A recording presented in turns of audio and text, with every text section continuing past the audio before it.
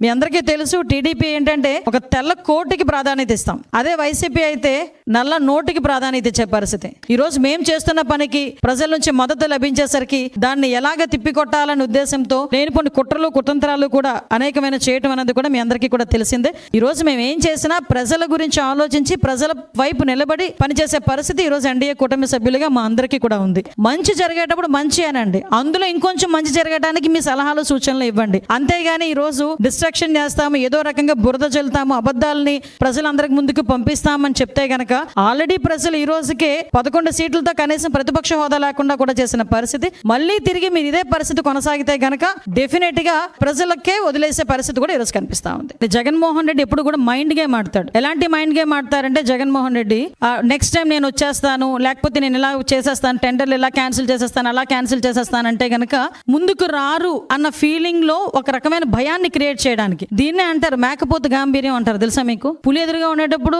అలాగే ఉంటుందట మేక పరిస్థితి కూడా. సో ఈ మేకపోతు గాంభీర్యం అన్నది ఒకటి ఉంటుంది అనమాట. దాన్ని ప్రదర్శించి ఏదో రకంగా సస్టైన్ అవ్వాలి అనే ఉద్దేశంతో మాట్లాడే పరిస్థితి. నేను ఒకటే అంటున్నా, అసలు పగటి కళ్ళ కండం ఎక్కువైపోయింది జగన్మోహన్ రెడ్డి. గవర్నమెంట్ మన ప్రజలకు కూడా అర్థమయ్యే పరిస్థితి కనిపిస్తా ఉంది.